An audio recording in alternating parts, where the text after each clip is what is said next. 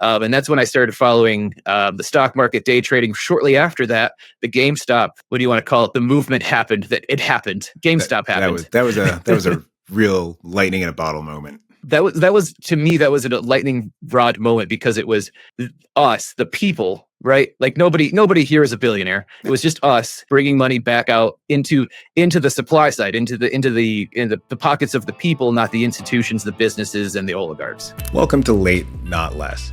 I'm your host, Devin Pitts-Rogers. Today, we're joined by Casey Henderson, humanist, autodidact, disabled veteran, and proud ADHD enjoyer. In this episode, we talk about what it means to navigate adulthood with ADHD, all the while juggling pain, distraction, and ambition. Casey opens up about getting an early diagnosis, rediscovering it again as an adult, and how he's learned to build structure, externalize plans, and gamify life to move forward with long-term goals. We also dig into ADHD and work, hyperfocus, tech, financial planning for neurodivergent brains, and the power of radical acceptance. Casey is thoughtful, curious, and genuinely one of a kind. This is a conversation that moves fast, goes deep, and reminds you that late doesn't mean less. And for you folks watching along, you might notice an Easter egg. That's right, the shirt underneath my crew neck is on backwards and inside out. Let's get into it.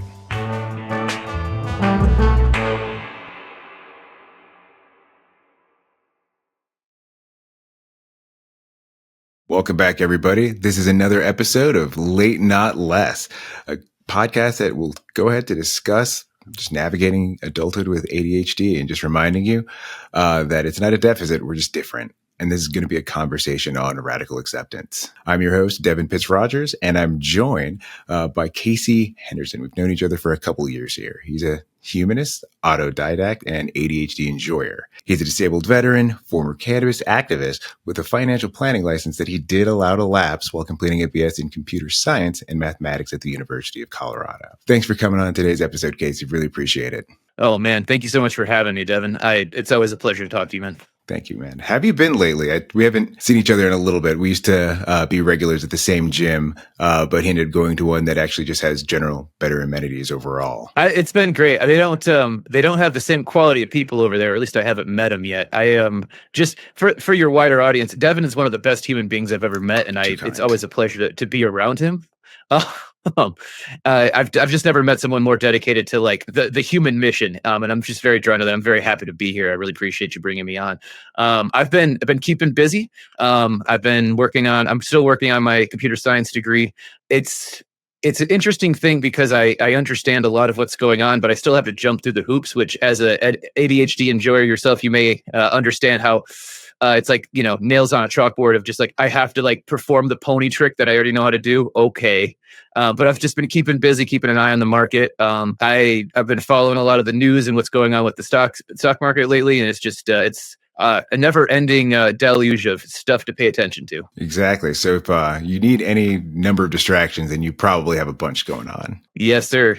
What's new over there? How's the old gym front? It's there. Got some very useful information from one of the coaches there. And well, I'd like to get her take on a few more things because she has talked about a correlation between ADHD and hypermobility. And she's been giving me some advice that has been able to remedy some of the problems that I've had from like old back injuries and stuff like that. And it's interesting talking to someone who can provide insight in that very specific arena because that is the first that I've ever heard of it. And so that's just really cool to me. That's interesting you bring that up. We just started, my wife and I have different flavors of neurodivergence, but we found a neurodivergent specialist for couples therapy.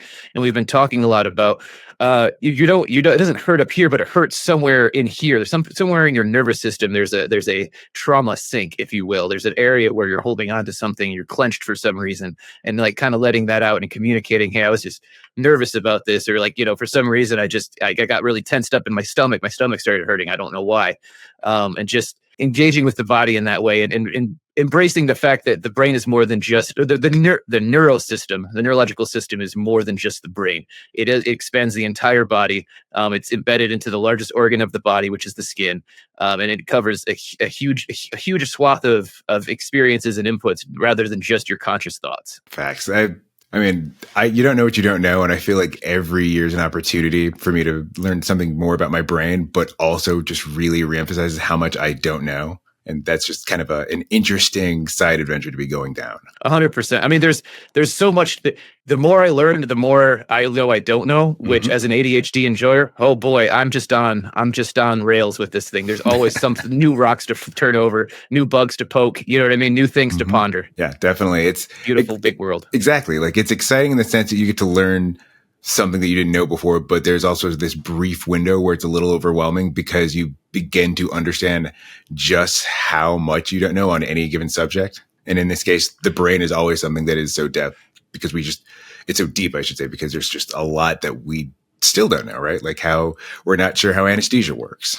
Oh man. Oh my goodness. Yes. And as a cannabis enthusiast, that's a very fascinating thing because people that use cannabis actually require a much higher dose of anesthesia, and nobody even knows why we need anesthesia in the first place. Nobody knows why it gets bumped when like not alcohol but weed is in the system. You know what I mean? Yeah, that's interesting. I think for me, the closest comparison I can think of is caffeine and your adenosine receptors. But then the reason that you start having caffeine become, less effective is because as you continue to drink more coffee, more energy drinks, et cetera, your brain will just produce more receptors. So now you need more caffeine just to get to your baseline. So that's why that can be a really interesting form of self-medication, just because you can find yourself just being in such dire straits where you're drinking maybe like 3 cups a day, just to get to your regular level of alertness. You got to treat those withdrawals. So is that what, I didn't know that. Is that, I get a lot of headaches when I take time off from caffeine, and I assumed it was blood flow constriction because my understanding is it's more of it impacts your adrenal system and it causes your vascular system to dilate. I didn't realize it also increases the receptors. Does that also drive the headaches? I would believe so. I'd have to look into that a little bit more. I have largely just accepted that those are symptoms of withdrawal, because I have a very similar experience. For folks that are paying attention to the video portion of this podcast, I have this gigantic gallon water bottle that I tat around with me on the regular. And on weekends where I've had way less caffeine, I've noticed that my mouth gets drier. I get headaches. If I try to lay down, I'm probably not going to be able to fall asleep if I get tired. But those all seem to be things that just seem to go hand in hand with me just not having enough caffeine if I've had way too much during my work week. I feel that 100%. Caffeine's a drug, just like sugar. It is. It's just no one's going to have, an intervention because, my French vanilla kick has ruined this family. Well, actually, and that's kind of what drew me to this conversation too, because there's so much. I'm thinking about. I had ADD there for a second. There's so many things that are considered commonplace, but there's a lot of things that we just take for granted, right? Like drugs are bad, but nobody talks about sugar as a drug. Nobody talks about caffeine as a drug. We all kind of vaguely understand that alcohol is an abusive substance, but going out and drinking on the weekends is fine. However, if I see someone stumped over because they did opiates, or I've dealt with a lot of, on a lesser degree, a lot of just like, oh, that guy's a burnout because I consume a lot of cannabis. I use it for pain management. Honestly, sometimes it helps me focus because it just kind of calms and kind of narrows the scope a little bit. And that's what drew me to this conversation is there's a lot of these socially accepted things that nobody really talks about. And it's just the same with ADD, right? It's just a different way to be, but it's still at the same the human experience. It is. And I mean, hell, that's why we partially have this platform, is because we really want there to be a more nuanced understanding, and we want people to be able to compare notes. I mean, you still find yourself in corporate America having struggles as someone who's neurodivergent and being rebuked with your neurodivergence being a matter of willpower versus a different approach to how your brain works. Or actually, okay, this is something that's been going on with work right now. I work full-time as a technologist, senior analyst for a car wash company, and we just got acquired. We're going through some changes. And one of the things for me is, with my ADD, with my ADHD, I like to really grasp the whole concept and then kind of traverse its crevices and contours as I discover the individual pieces of the technology. So it takes me a little while on the front end to kind of upload and uptake this stuff, and it comes across as dull. And then about 2-3 months in, I'll be like, no, this broke because of, this over here that you weren't paying attention to because you were going too fast. But it just manifests differently. Nobody's less competent. It's just a different pace of comprehension. I agree. I tend to move a lot slower if I don't feel I have a thorough enough understanding of something works. So it might seem like I might be slacking off when I'm really trying to get a firm grasp of how these pieces fit together. But then once you move, it's like lightning strikes, right? Mm-hmm. It's like pretty much like one stroke. Exactly. It's just really frustrating when you're trying to gain that momentum, but you have to keep baby stepping it. Hey, attention different fam, we've got an e-course for you. It's called Thriving with Adult ADHD. If you've ever felt stuck starting tasks, overwhelmed by managing your energy, or unsure how to build routines that actually work, this course is for you. Again, that's Thriving with Adult ADHD. Inside, you'll learn practical strategies to help you focus, strengthen your relationships, and feel more in control of your day-to-day life. With over 2 hours of video lessons and an 80-page workbook, you'll walk away with tools you can use right away to not just survive, but thrive with adult ADHD. Head to attentiondifferent.com now to get started. Do you struggle with, I have this, it's a little bit of an anxiety thing. It's more of an attention thing, but I'm almost like a dog trying to take a dump. It takes me 2 or 3 weeks to find the spot where I'm comfortable, and then it's done in 2 or 3 hours. I think that's an ADD thing, right? Do we both enjoy that? I feel like it's similar for me. It's just trying to figure out how things fit together. For me, it's always looking at things like a puzzle. But once I've sort of figured it out, then it's making a lot of, momentum, building, executing or testing, right? Because I'm in Salesforce consulting. So, some of the stuff I'm doing is on the back end. Really looking forward to getting some more opportunities to learn development, but even just some of the stuff like your basic flow builder, which is just kind of like a fancy, user-friendly interface to functionally build Apex, which is, a coding language in Salesforce. It's when you finally are understanding how to build what you want for the expected behavior, like that's when things start getting exciting. Yes. What I do really enjoy about being a professional right now is, like you were talking about, learning development skills. And I think it's a really exciting time to be an ADHD enjoyer. I think it's a little bit of a superpower when you can keep your train of thought, because we have this technology called AI, and it allows people like us, at least my experience has been with it, that I can know a little bit about a lot of things. I can know the keywords, the major terms, the major concepts, and then I can, like, even more powerful than Google, right? Like there used to be the phenomenon of Google brain. Like I know it exists, but I couldn't explain it unless I looked it up, kind of thing. Mm-hmm. With AI, we can go even wider and have that depth of knowledge and access to it. A lot of people are scared of AI right now, and I am so impressed and excited for what it opens up for at least folks that are able to know a little bit about a lot and then just drill down into the specifics when they need it. I really think this is an interesting time in the workforce as a millennial ADD person. Yeah. I think for me, it's a conversation around, well, obviously the energy consumption is a whole separate thing, which if there's another podcast that wants to talk about that, I'll gladly guest on it. But besides that, I think it's about guardrails. For me, as someone who's also starting to learn more AI stuff on the Salesforce side, just because that's kind of, something that the industry is largely trying to pivot towards. It's interesting how often you have to explicitly place guardrails in place. So for example, if you're building an agent, you have to explicitly tell it to not make things up if it's not finding the answer that it specifically needs to retrieve for a user. And I find that deeply fascinating because to your point, like AI can be very useful. If I am trying to learn a general topic and I end up needing to use AI for it, because let's be real, Google is functionally a search engine to return the most relevant Reddit post at this point. With AI, I want to make sure they're also providing the citations so I can actually look into those sources myself.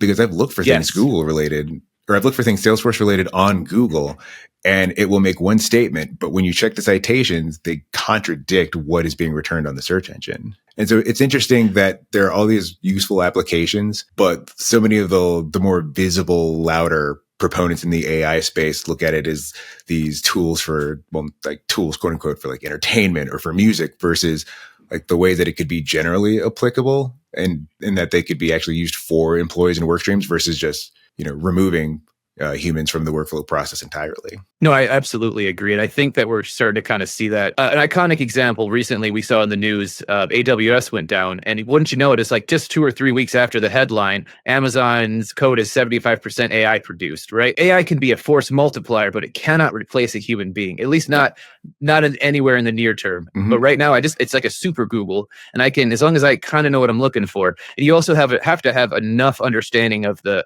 industry or the scope of what you're looking for to be like, that doesn't look right. I need to dig deeper into that. Exactly. But yes, reading your citations, which is the same thing. Like, I don't know about you, but I got yelled at a lot in school about, oh, you can't use Wikipedia. Well, but what if I read the sources in Wikipedia? Like, what if I go to it for research? Like, nobody tells you can do that, but you can. Mm-hmm. It's legal.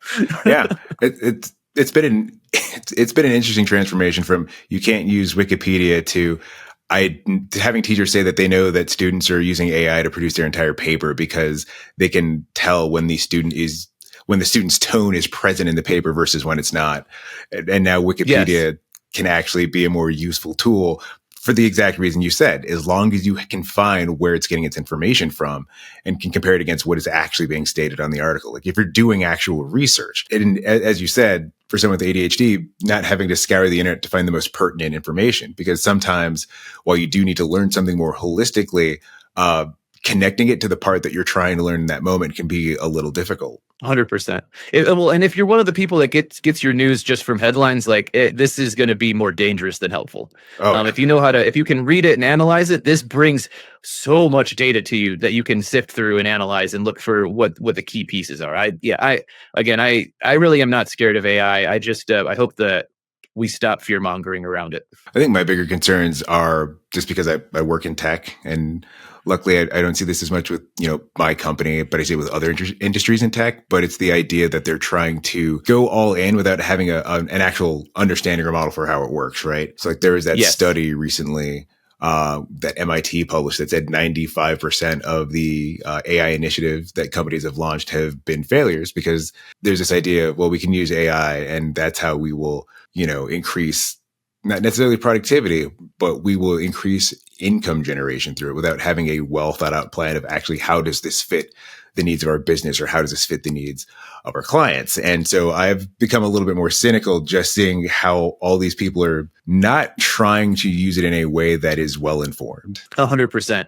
Well, and that's, one of my core principles is humanism. And the people that are pushing that kind of stuff are the ones that are going to fail, are the ones that want to take the human being out of the equation. Entirely. But what they're realizing and what they're going to find out is people don't want to talk to a robot, or I'm going to call it a clanker. We're starting hate speech against robots on this podcast. We're TMing that. As a person, I don't want to deal with a freaking robot. I want to talk to another human being, right? Mm-hmm.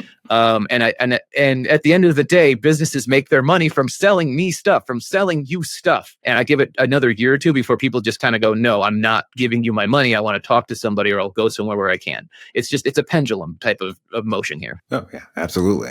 I'm actually a member of Quantum now, and I used to have Xfinity. And to your point, at no point have I ever decided to use the online chat for a service and felt that talking to a machine was going to get the answer I wanted or needed. Yeah, no, the game is always how quickly can you get me to a person, because the robot never understands. Because again, they lack contextual reasoning. Exactly. So with that in mind, we've talked about tech and how that can apply to ADHD brains here. But let's talk a little bit more about your background. If I recall, you were also part of the super elite cool kids club of getting an adult diagnosis in ADHD. I think you also had another diagnosis as an adult and sort of the last recent years of your ADHD journey. Okay. So my journey with ADHD, I was diagnosed initially as ADD in first grade. Okay. And I had a stepfather use the lessons at home at school, and it turned into a disciplinary problem is really what was going on. But that was the initial diagnosis, because I was also loud and big, and I like to shout. Mm-hmm. But I kind of outgrew it, or found a way to cope with it enough to get a waiver to join the service.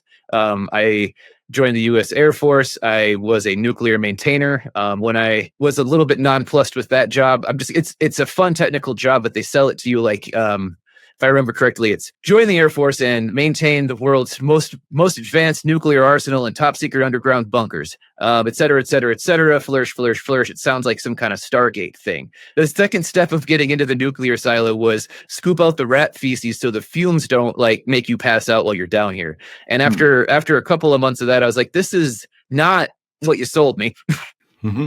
So I got out of the service, initially jumped in, I moved out to Boulder and I got involved with Denver Normal, and I was like kind of the technologist, but mostly I was driving people around to their volunteer, to pick up signatures or go petition the Capitol building. Like my wife knows Jared Polis, like kind of, you know what I mean? He would recognize her because they met together enough.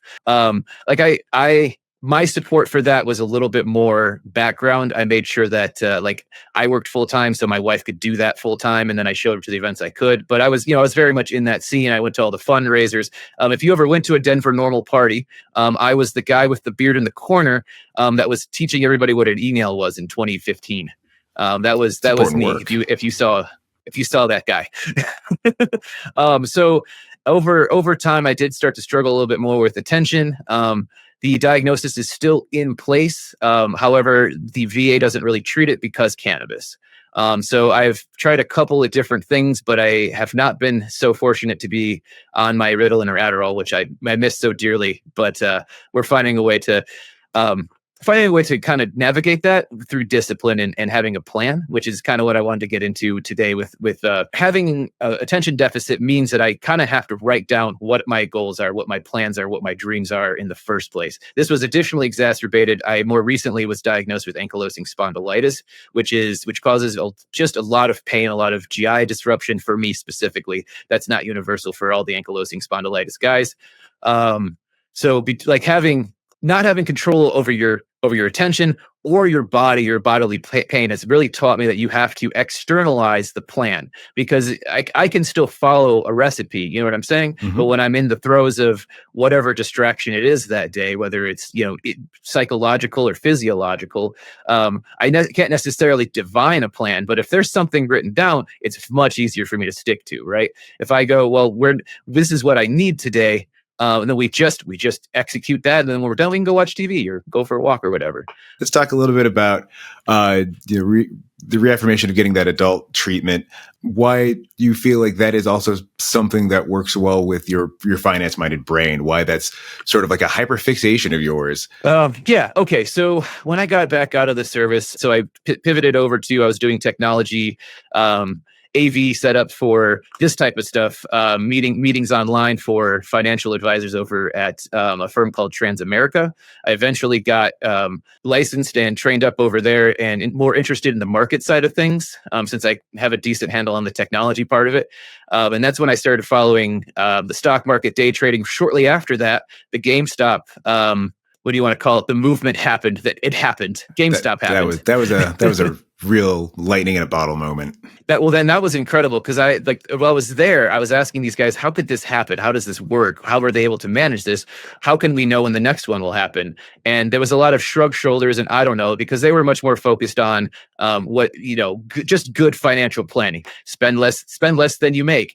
Put money in savings. If you have money in savings, find a high yield savings account somewhere. Don't just put it in a low yield savings account and get 0.1%, because then you're losing your money to inflation, which is also a lesson that was pretty hard to ignore the last 5 or 6 years. Is the price of everything went up 5% year over year for 5 straight years, but my money did 0.6% or 0.6%. I can't keep up with that. It becomes very stark from there.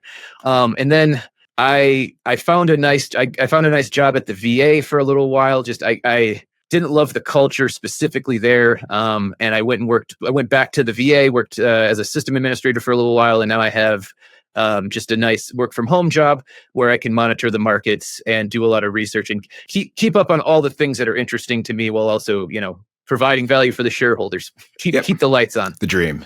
And real quick, before we move further away from it, there's probably some listeners here who might not be familiar with the GameStop event. So let's just give folks a quick, dirty 30 on what that is. And that was, I believe it was finding out that a large group of people were going to short GameStop stock, if I recall. I'm sure you can probably put this more eloquently than myself. I got you. Okay, so the quick, I mean, the funnest rundown. I don't know if this is my favorite thing with ADD is I love to watch TV. I can do my reading, my research by pondering in about 3 to 4 hours, and I love screens. I like watching movies. So if you really want to know, watch Dumb Money. It's a very good like hour and a half movie about just kind of the inside baseball, what happened there. The short of it is there was a bottom-up movement from Reddit led by a guy named Keith Gill. His handle was Roaring Kitty, which you may be more familiar with. He did amateur stock analysis, and he simply noticed that, yes, a bunch of billionaires, including Michael Jordan and Melvin Capital, had something along the lines of $1 billion short against GameStop. His thesis was, I don't think GameStop's actually that bad of a company, so he kept buying and buying. He started telling people, hey, I think this is overshorted. And what happens is, with a short, basically you have a contract that says I'm borrowing these stocks and I'm going to sell them back at a lower price and pocket the difference. However, that creates buy pressure. So if I buy, the price actually goes up, which kind of kicks your feet out from under you for you selling the difference. All of a sudden, the difference is negative for you, right? Because you have to sell back at a higher price. So he basically noticed all this short interest and realized there was going to be a forced buying situation if the price got above. I forget the exact price, but he had the whole breakdown. If you want to go follow Roaring Kitty on Reddit, he was able to identify a forced buy situation, rally the people to come force the price up with him, and then everybody was able to pocket what's called a gamma squeeze, where both the people are buying and holding, and the institutions have to buy to cover their short positions, and that's what caused the price to spike from I forget where it started, but it ended up in the 400s. It was something like 1,000% spike in a day, just really unseen kind of volatility, and it stayed high for a long time because the institutions kept buying to cover their short positions. Because they shorted a company that didn't deserve to be shorted in the eyes of the community. Yeah, that was cool. That was to me, that was a lightning rod moment because it was us, the people, right? Like nobody here is a billionaire. It was just us saying, hey, like this is wrong. And it was a little bit of activism too, of like, hey, you guys are destroying a company I love. But it was just us saying, hey, you guys are wrong about this company, and then profiting from it, bringing money back out into the supply side, into the pockets of the people, not the institutions, the businesses, and the oligarchs. Yeah, I remember seeing people posting about paying off like family debt, like helping out their sisters or their parents or their grandparents with the money they got from that whole event. And there was something nice about systems working for the people. I don't know. That just feels like a nice concept. Yeah, well, and they did try. There was a whole. I have a bigger thesis that the system is antagonistic towards its people, and that's we're seeing that play out even louder today these days. But it wasn't like it didn't exist under Democrats. It wasn't like didn't exist under Biden. Right. There was a whole when Democrats controlled the Senate and the House. Citadel was able to go to them and ask the SEC to halt trading for a day or two so they could cover their butts. Now, Robinhood a lot of people talk about Robinhood as the app that did that, but that's only because that's where most of us were. It happened across all tlatforms. It was a institutional heist. Try not to be obscene. They screwed us. Yeah. From the top down, and the Democrats signed off on that too. This is like any opportunity I can poke the system in the eye. I love it because the system thinks this about us. Completely agree. I was going to say, what sort of advice in your mind, when it comes to finance specifically, that is something that is considered a sort of weaker area for some people that have ADHD. What about it holds the appeal that it does for you? It sounds like you've alluded to it here and there over the course of our conversation today, but I'm interested in just hearing some more direct thoughts on that. Yeah, let me explain it like this. I used to really follow sports. I used to really enjoy sports, but I got a little like football. Football was really my thing, but I'd get a little bored in the off season. I'd find myself like kind of pity watching baseball or something. You know what I mean? And then once I got into the military, I got a little bit more politically aware. That whole thing was a very interesting thing. I grew up kind of in a small rural town. I like to tell people I come from the dirt. It wasn't that bad, but it was, let me put it this way. I had a very eye-opening moment in the service when I met a Muslim for the first time, and he didn't try to eat my eyes or steal my children. I realized there was a much bigger world out there than I had been told about. So my interest got a little bit more political. And what I liked about that was that it's 24. It's like it does not stop. The shit show never ends, dude. Correct. If it is quiet in DC, it's probably not quiet in my state, or there's something going on in the Ukraine or Israel, or you know what I mean? Mm-hmm. And all of these systems, because of globalization, impact each other. And that's when, during the pandemic, it was really synthesized for me, the impacts between politics and markets. And I realized that I wasn't making any friends by complaining about politics every day. So I started following markets because A, I can make money doing that, and B, I don't piss my friends off by doing that. And C, there's even more going on there in the data, because there's commodities, there's futures, there's crypto, there's ETFs, there's derivatives. There's so much going on. So to answer your question, I like it because it keeps me full. It fills out all of the spaces for my attention. Otherwise, I'm just, I don't know, scrolling on my phone, or I don't know what I'm doing, watching TV. Like I like being full. And this is another piece of advice I just want to share. Something I've learned through my different experiences is what really grabbed me is you hear a lot of people talk about do what you love and you'll never work a day in your life. And something happened around the GameStop thing where the first thing I thought was kiss the wife. And then second, see what's going on in the markets. What's the news today? What's the latest? Why? What's happening and why? And that was when I realized that I love following financial news, and I like how empowered it makes me feel to make decisions in my own personal life, right? Mm-hmm. To the point where I was able to buy a lot of things last year. I think a lot of people did this, but I bought a lot of gifts for my family last year that are now, 20, 30, 40% more because of tariffs, inflation, et cetera, et cetera, et cetera, Mm-hmm. because I just was able to follow the breadcrumbs and say, this is what's coming. So let's get, our electronic devices now. Let's get mostly electronics, but also gold. And if you're going to buy jewelry, buy it now, because I'm sure there's going to be a shortage on gold and silver. I did not think silver was going to do 60% this year, but I knew it was going to go up. I mean, even coffee's gone up at this point. Coming back to self-medicating. Yeah. And that's the thing too. I like to follow the commodities so I can know, all right, it's time, the price is spiked. Therefore, what we learned in Karl Marx's Das Kapital is capital is cyclical. So when the price has spiked, that's when it's time to start sniffing for a time to buy, because it's going to start coming down before it starts going back up. That's your tell. Okay, it spiked. All right, in the next week or two, it's probably time to buy some coffee again.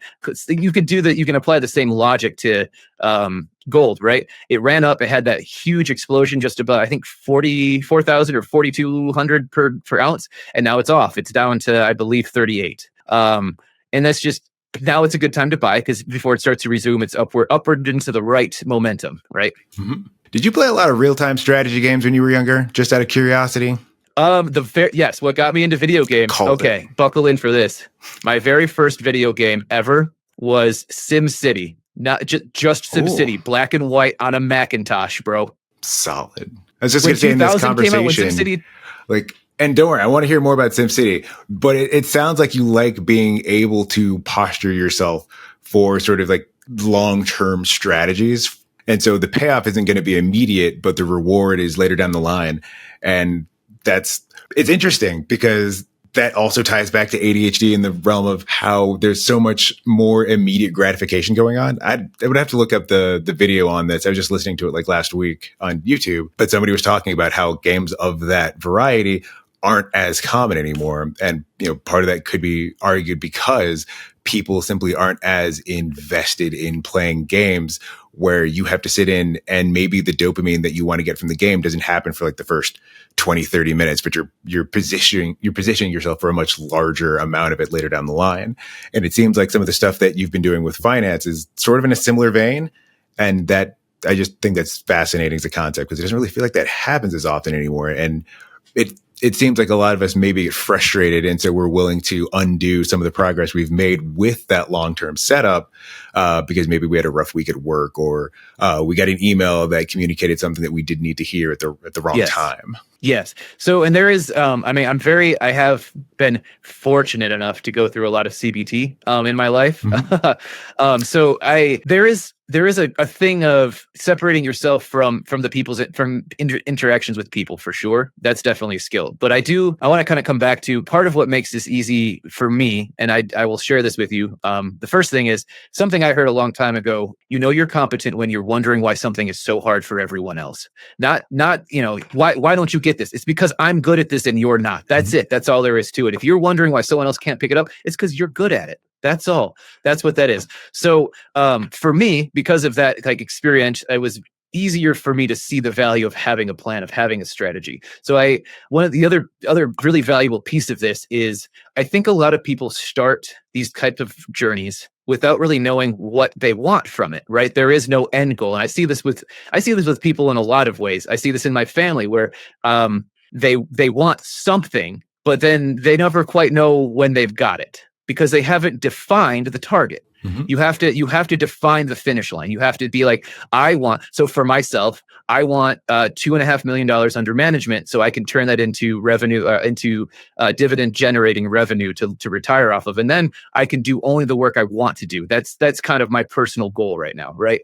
That's what I'm driving towards. I don't know if I'll get there until I'm 40. I might not get there till I'm 50, but that's every time I make a decision financially, it's how does this take me one step closer to my goal? How many more experience points? How much more does this level me up towards my my level 100 retired with dividend income? Right. I try. It helps to gamify these things, but if you don't have an objective, you can't gamify it in the first place because you don't really have any benchmarks to figure out how far you are along in the path. That's a really good point. I think, and we talked about this a little bit before we hit record, but just the role that gamification has played in our lives respectively, whether it's like the long-term plans that you have with finance, the fact that if you go to the gym, you're basically just stat grinding. So if you like playing role-playing games and you go to the gym, there's some overlap there. 100%. Actually, I recently got the wife into Cyberpunk, which I love the genre of the video game, but she was like, why am I spending so much time on my outfits here? I've got outfits upstairs that I could make you. And I was like, that you get it. It's about realizing that everything in life is a game at some level. I disagree when people start breaking human beings down into winners and losers, but there are winners and losers inside the context of individual schools of thought or competition, right? So I spent a lot of my 20s struggling with motivation after I got out of the service, because in the service, you wake up, well, we're going to play music. Okay, I don't have to think about what I'm putting on. I have to be in formation. Like everyone, they tell you what to do. And all of a sudden now I have to figure out what I want to do. And it took me a little while to realize that, it's all a game. Life's a game. I'm just trying to level up my life. So how do I do that? I want to be better at focus. So what do? I try to, get some blood flow into the brain, helps me with my focus a little bit. I eat. I love, but it's pomegranate season, and I've been consuming a lot of pomegranates, and the antioxidants also are helping me with a lot of focus, just a lot of mood and stuff. Just as an FYI, it's helping with my sleep too at these altitudes. You just my blood oxygen doesn't dip below 88% right now because I'm so hyper and antioxidanted. Sure, that's the word for it. I've got a lot of antioxidants in me. Solid. I might have to get into those myself. Yeah, and it's just about I don't want to. You can't do too much at once, right? Because your body can't metabolize it. But just incremental steps, right? I wake up every morning. I try to have I want something that's going to help me build a healthy, strong body that I can rely on throughout the day. That's going to carry me through the day. So I try to have a protein shake with some for me, I do a lot of kefir because I got inflammation issues. I put my berries, my strawberries, my bananas, all of that, and that's ding plus 10 points towards fortitude or constitution, right? That's kind of how I think about it. It's not that it's the best tasting thing, but it's the thing that's going to set me up for success. So when I'm outside and I get caught flat-footed, I can respond quickly and not just go or whatever it is I'm trying to overcome in my life at the time. That's awesome. Yeah, I never thought about antioxidants at this altitude because for our listeners, both Casey and myself are in Denver, Colorado. So 5280. Yep. If you're in the same state, maybe you also need some help with things for your quality of life. Maybe looking at antioxidants. I think, especially for folks who can have random and really insufferable bouts of insomnia, stuff like that, it's going to be useful to compare notes. There's a lot of, I'm not a sleep scientist, but I've heard a lot of, they push CPAPs on me all the time because when you don't get enough oxygen in your sleep, it interrupts your brain. All of your brain maintenance is done during sleep, right? So if you're getting bad sleep, your brain's not able to clear out the detritus, the debris, whatever else, the proteins, whatever else is in the way. It's not able to do a deep scrub. You do that long enough, it's the same thing as never maintaining your car, right? If you want to make sure, it also helps with, this is something I struggle with a little bit, is your body will retain a lot more weight if you're having unrestful or low oxygen sleep. So I got told that at one point I was clocking like 78% oxygen at different valleys in my sleep pattern. They're like, well, that's part of why you're gaining weight. So that's why you need the CPAP. So either a CPAP or pomegranates or something to that effect, I strongly recommend, just to kind of as a quality of life thing. I think pomegranates are slept on as a superfood. Wow. All right. Well, look it up.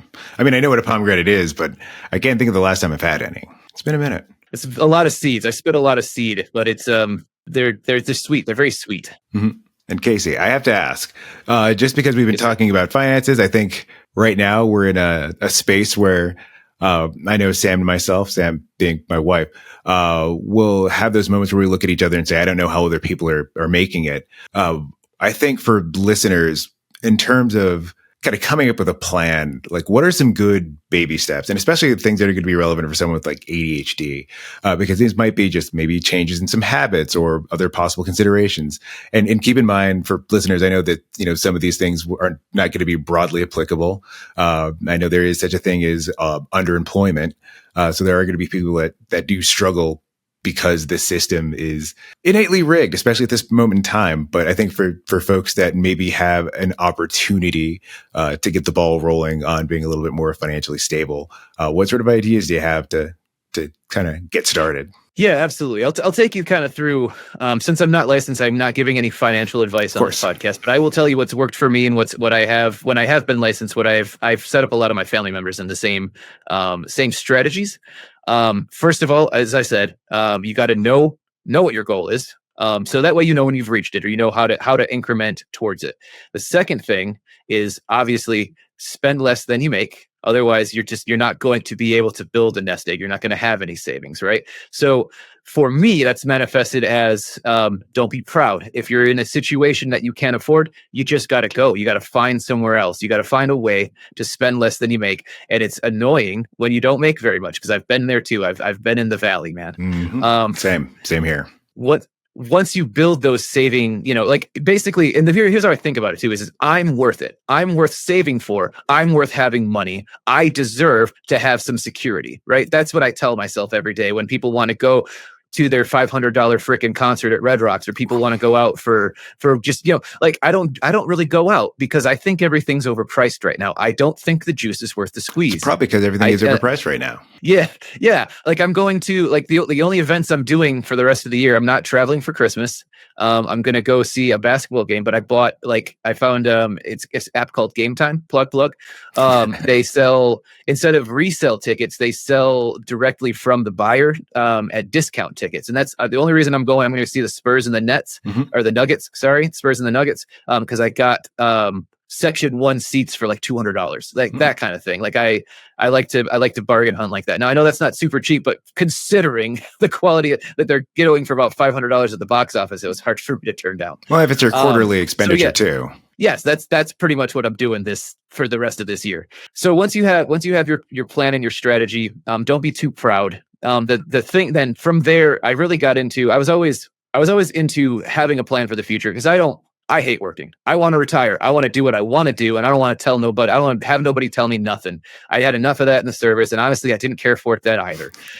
So the first thing that I kind of got into, and this is one of the few things that I really kept from my time at Transamerica, is they discuss the value of life insurance. Right now, there's a couple of different ones, and we're not gonna get into life insurance, but I personally have bought for myself and have set up for most of my family what's called an IUL. What this is a guarantee. It's a guaranteed life insurance that anytime I pass, my wife will receive X dollars. Right.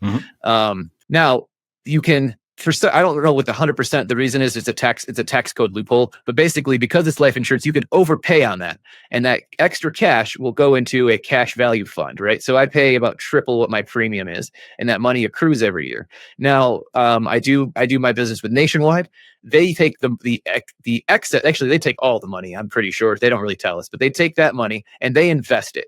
Now, and they promise me a return. What I love about this particular product is that it has no downside, only upside, right? Nothing bad can happen, only good happen. So I have my money just sitting there, and it will never do negative. It will do zero, but it will never do negative interest. On a good year, it does up to 22% interest, right? So I've got access to this cash value, right? And as long as the market and the economy is chugging along, I'm beating inflation, right? And and here's what I love about this. Now I have my money, I've got my insurance. So should anything happen to me with my health, or I make a bad decision, or whatever it may be, my home is now covered. My wife will own the home outright. No problems there. No stress about that. I actually have one for my wife too, because she's a mobile massage therapist and she drives a lot. And so it helps my anxiety, because no, I don't want to lose her. I don't want anything bad to happen to her. But the world we live in, bad things happen. And at the end of the day, she's insured, right? I will be able to take care of all of the medical bills, all of, if there's a funeral, whatever, I have that peace of mind. I'm not going to be scrambling for oh no, this is a total loss, right? Right. There is a value in human beings, and there's a value in our relationship. And there's a way money won't replace people, but it does make living in America easier. And when you're going through emotionally difficult things, you deserve every break you can get. That's my mentality on that. So on top of having that peace of mind, that coverage, knowing I got a mortgage on my home that will be covered if I die, no problem, handled. Tools like that I really enjoy, because Einstein said the most powerful force in the universe is compound interest. And I subscribe to that strongly. Start early, start today, start as soon as you can, and just let time make you more comfortable. Don't let time work against you. Let time work for you. Let your money make money for you, right? Because it's just numbers on a screen, right? It's all abstractions. There's no reason why you shouldn't if you have it, there's no reason why it shouldn't be making compound interest for you. Just a kind of soft pivot here. One of my pursuits right now is I'm involved in my local HOA.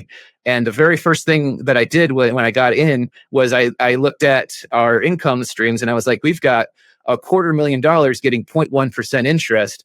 No wonder we can't afford anything. We're just lighting this money on fire because we've gone through 22% inflation over the last 3-4 years. So the first thing we did was put that into a money market. And wouldn't you know it, in 2 to 3 years, now we've got adequate cash flow to do the grounds maintenance that we want to do, instead of just going, I don't know how we can afford it. Let time work for you. Let your money work for you. And it sounds like there's a couple, I don't know if I want to say systems, but I'll use that for lack of a better word, that aren't immediately brought to people's attention. They're out there, but those tools have to be communicated. And I think it's interesting that unless someone tells you about it explicitly, you might not find out about these things. Well, and that was another part that drew me to finance specifically. Was there is a lot of fear, because there's a lot of hucksters, there's a lot of hustlers, there's a lot of hustle culture. Oh man, the hustle culture. And I do, on the one hand, understand grinding out towards your dreams, working hard towards your dreams, maximizing your time, but I'm not going to do it at the expense of everyone around me. Correct. Right? So what I have a little bit, I call it a Promethean mission here of bringing this kind of knowledge to people, because a lot of people are just scared of it, right? Because there's so much grift out there. I want to be able to go out and identify the vehicles and the tools that are genuinely useful to my fellow man, my fellow American, my fellow citizen, to help them build up that security, right? My family has it, and I tell people about it, but I can see that right now we're going through some scary stuff economically, but most of the part of my family that listens to me is we're fine. We're not worried about it, because we have a plan, we have a system, and we know that we're going to be able to outgrow the inflation as it comes. Which is smart. I think, especially with, you mentioning that things can be scary. I think that's entirely relatable. There's speculation on our markets. The political climate is causing a lot of stress for a lot of people. I mean, both of us included. Cow. And I think there's sort of and open anticipation for things to get worse and or collapse, but not so much of a contingency plan that isn't just full blown going off the grid for a lot of people. 100%. And that's another thing that I wanted to do this podcast is I want us to just create media, push media that is not so bleak and dark, because if it bleeds, it leads.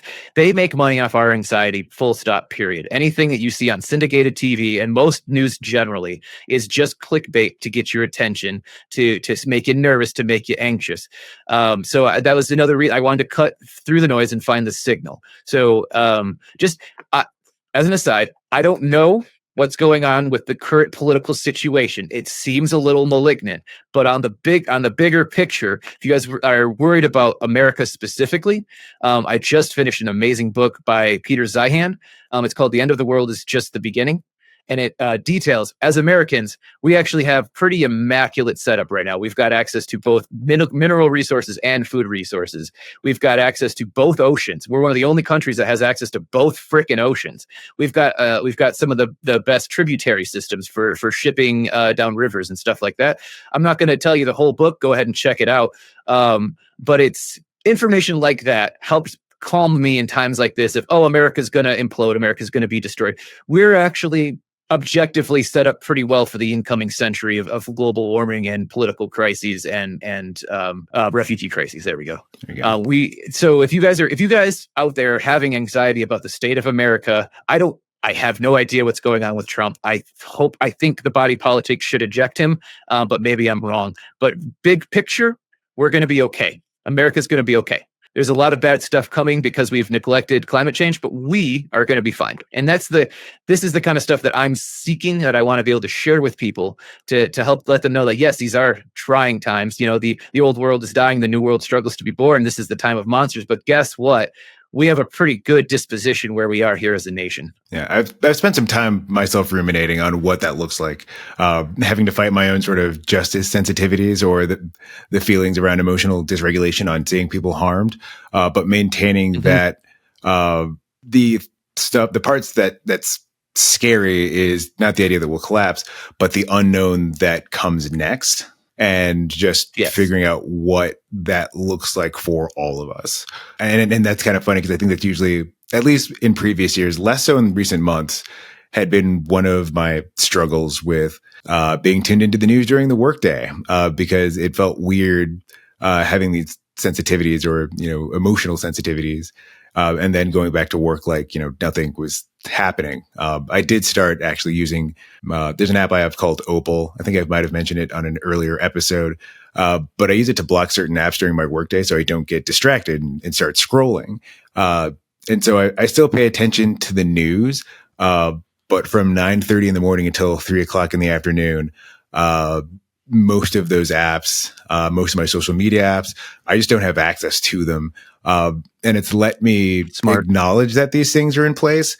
But it has forced me to have a boundary from feeling affected so profoundly by them. It hasn't affected my compassion. I still maintain that with our country, a lot of the issues that people have is that they're not in community with the people that they have really strong, harmful opinions towards. And I maintain that it's important that, people like us are out there with the people that we care about and seeking to understand these more marginalized groups that we either belong to specifically or that we're adjacent to. And I feel like through doing that, we sort of understand how interconnected we are as a group.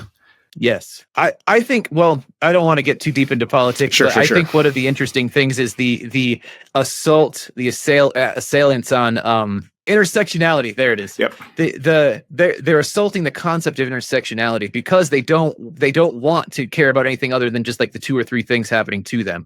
And the problem is that the whole system exists inside the context of all of us. So if you start isolating one piece or the other, you're going to have deleterious effects. You might not see them immediately, but just like when you lop off your hand, suddenly it becomes harder to pick things up. You might not notice immediately because maybe it was your left hand, but all of a sudden it's time to play baseball and, this is weirdly challenging. How did that happen, right? What frustrates me about this is nobody really asked to be born, and here we are blaming each other for our problems when we could be working together on it. Absolutely. And I feel like we're in this ecosystem where, let's say someone says, well, I don't drink from this part of the river, so why do I care if they're poisoning it? And then going, well, how come my crops aren't growing as well anymore, or they're dying. Like, even there's poison in the water. Exactly. Like, even if it doesn't affect you specifically, which I think we could both make a compelling argument about why you should care in general, it will eventually come to affect you. Well, yes. Something you'll learn the further you go into mathematics and philosophy specifically is that everything is everything, and it's really just a matter of perspective. So I try to treat everybody like they're me, right? I talk to everyone like I would want to be talked to, and I think just as a personal philosophy, I think that's really the best way is, hey, how would I feel if someone did this to me, right? I do that. I do a little bit of both, because I think one of the really useful pieces of advice that my mom told me in my 20s was treat people the way they want to be treated. Because sometimes you might have these moments where you're talking to someone and you try to say the thing that you would want to hear in that moment. And now things have gone completely sideways because that's not what they needed to hear. It's not even what they wanted to hear. And understanding that sometimes just those perspectives or those experiences that shape those perspectives can be so different in nature that sometimes a different approach is necessary.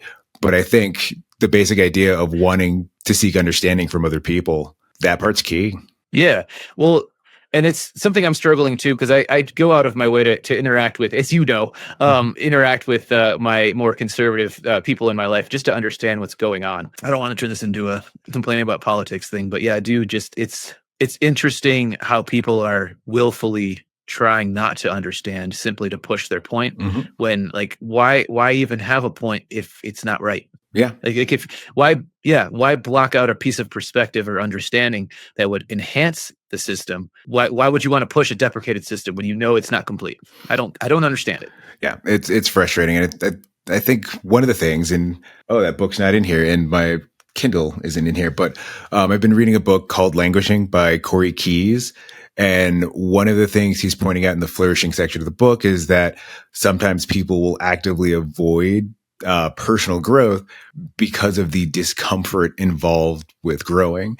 And I'm wondering if people, especially in the current climate, tend to do this because engaging with things more, holistically is such an uncomfortable rub that it's just easier to be more disingenuous about these things that you claim to care about. I think I see this, at least in the people that I see this in, is I want to encourage everybody. You gotta love yourself. You gotta respect yourself. If you're pursuing the approval of others as your metric of self-approval of success, you're never gonna succeed, because you're never gonna get 100% of anybody to agree on anything, let alone that you did a good job. You really have to. Again, this comes back to knowing what the target is. You got to know when you've done a good job. You've got to be able to define that for yourself, and then everything kind of carries from there. Yeah. And you have to move with intent. And especially something now, as you're navigating the world as a working adult, someone with ADHD, you might find yourself struggling with an absence of those things. I've noticed that even like having stimulant medication for myself has proven to be a little less effective in recent years than it was when I initially got my prescription. And, part of that is because you actually have to build out a fully functioning toolkit. You can't just become overly reliant on any one thing. And your body can also adjust to being on stimulant medication for a prolonged period of time. At least I believe. I'm saying that because Aaron's not here. He's our licensed expert. So I would have to refer to him on that.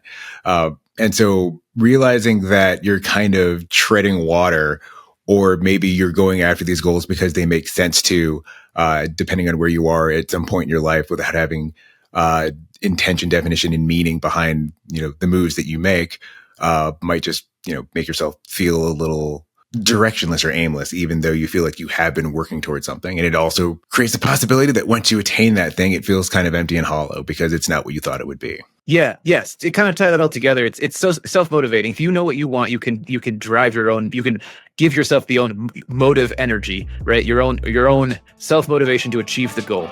If you know what you want, you don't need to worry about what anyone else is going to tell you, because you can attain it that way. You have the vision in your sight. Exactly.